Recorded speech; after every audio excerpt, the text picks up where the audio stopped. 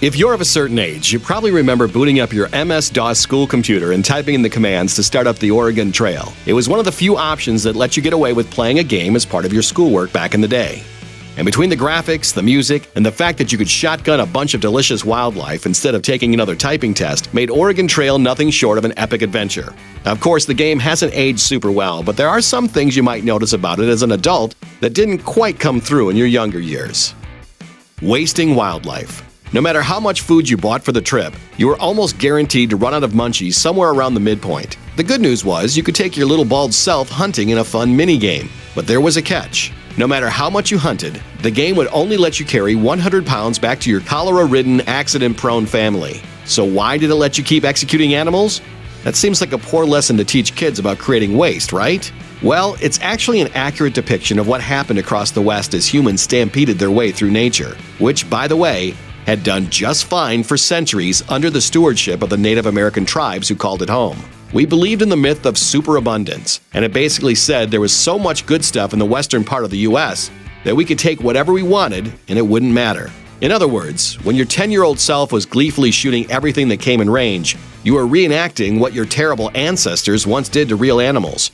But there was a better way. Happy hunting. Staying on the subject of the game's hunting option, there was a method for smart hunting you may not have noticed as a kid. Instead of shooting up whatever wilderness you happened across, you could have easily maximized your hunting trips to spend just a few bullets and earn that 100 pounds of food. And more importantly, you could have saved precious time that would help keep you out of the snowstorms later. The color of the ground changed based on the kind of terrain you were on, and the animals that showed up were based on the current type of terrain. If you waited for a green prairie to start spraying bullets, you'd get a buffalo. But if you hit the desert, you'd be left high and dry. True travelers. Before you ever got the chance to pollute the game's high score list with four-letter words, ass. There was an original list filled with vaguely old-timey names who were, surprise, surprise, actual people from history. Topping the original list was Stephen Meek, who navigated the unimaginatively named Meek Cutoff and led somewhere around 1,000 people in 200-odd wagons along his occasionally deadly route. Another was Ezra Meeker, who traveled the trail and was instrumental in preserving it, founding the Oregon Trail Monument Association. This might make you feel bad for replacing their names with immature gibberish, but then again, you were probably in second grade.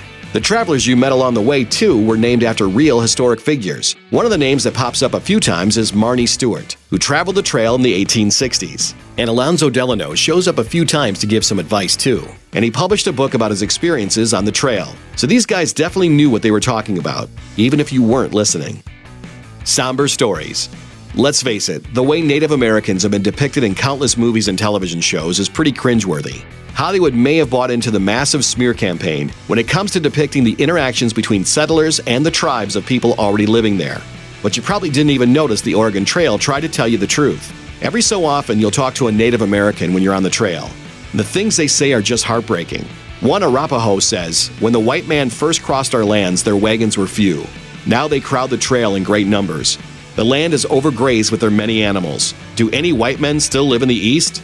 My people talk of moving." And there are others who pop up with sentiments echoing that one, talking about the destruction the wagon trains brought with them. That's pretty heartbreaking stuff. But hey, at least someone got their history right. Nefarious naming. If you named your party after your real-life family, congrats. You were kind of a morbid kid. And if you named them after people you didn't like, well, you were downright diabolical. Because it was absolutely certain that at least some of the people you trekked the trail with would contract some kind of grave illness or break a limb or perish en route to the finish line. Seeing your mom's name pop up on a little gray headstone halfway through was probably a pretty jarring experience indeed. But it may have actually been a formative wake-up call, because the sheer randomness of the injuries and losses was also quite reflective of reality. Sometimes difficult diseases spring out of nowhere for people you love. Sometimes your transportation's going to break down at a very inconvenient time, and you're going to have to improvise to get to point B. In other words, all those random broken arms, broken wagon wheels, and illnesses were really preparing you for your grown-up existence. Although it's probably a good thing you didn't know it at the time, so that you could still enjoy your blissfully unaware childhood. How's it going? How's the weekend? Well, Andy got dysentery. Yikes. Thanks for watching. Click the grunge icon to subscribe to our YouTube channel. Plus check out all this cool stuff we know you'll love too.